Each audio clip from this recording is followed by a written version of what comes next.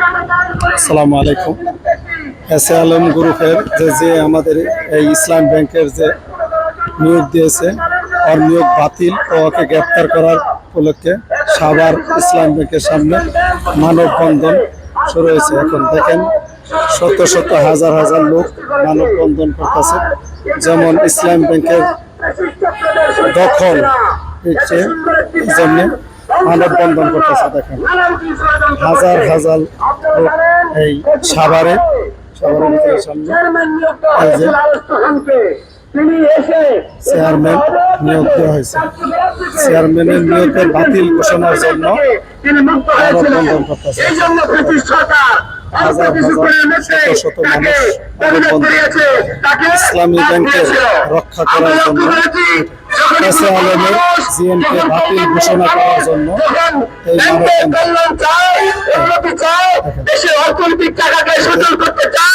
এই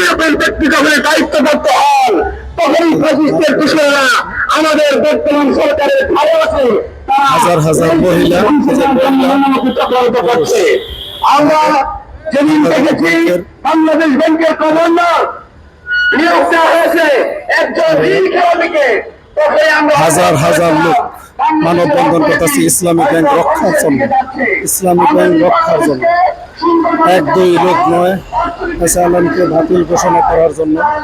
দেখেন একটা না, হাজার হাজার শত শত লোক এখানে ইসলামী ব্যাংক এসএ আলম গ্রুপ জিএমকে বাতিল ঘোষণা করার জন্য কেন এই হাজার হাজার লোক এখানে দেখেন মানববন্ধন করতেছে। সাভার স্টান